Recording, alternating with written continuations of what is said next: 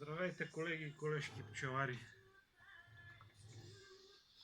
Тъй като често имам запитвания от колеги, особено които не се занимават професионално с дървообработване, как се изработва ето този прорез, тук за да бъде така правоъгълен.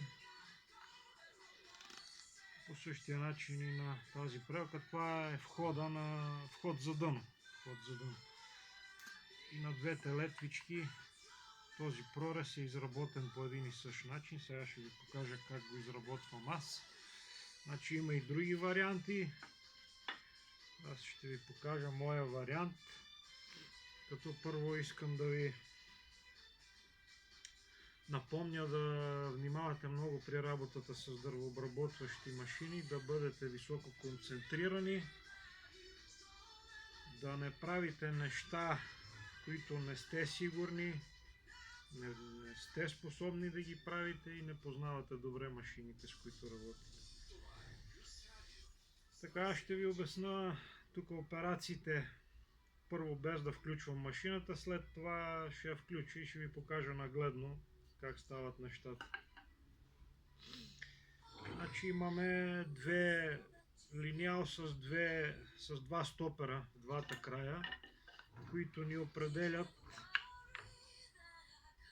двете крайни точки на прореза, който искаме да правим.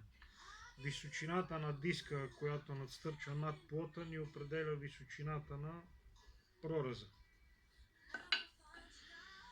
Тъй като на тази летва прореза е 20 мм и е много да се отнеме наведнъж по този метод, който ще ви покажа, аз правя следното. Значи, първо си ограничавам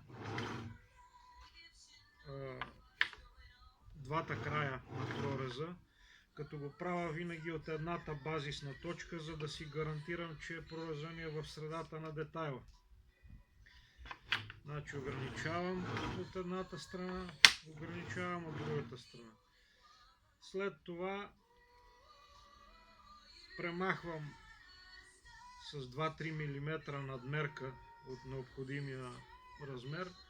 Това го премахвам аз на банцик, може и на прободен трион, просто за да си облегчиме тук работата. Ето това е премахнато, грубо изрязано с надмерка. След това тук съм си направил един нещо подобно на държач, един винт, който леко настърча. Тук го забивам ето така. И движението е следното. Значи каретката се движи по посока успоредна на диска с много бавен ход, а работните движения са ето такива, чести. Тоест каретката се движи бавно, а по-бързо се движи ръката ви тук с този детайл. И общо взето това, сега ще включа машината и ще ви покажа нагледно как става.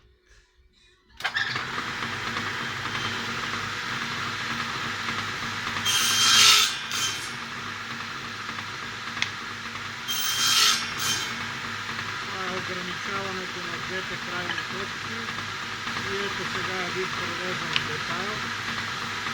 Оставяме го така и ето това не работи.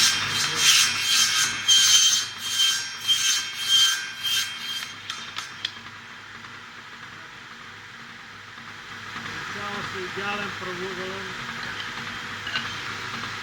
прорез.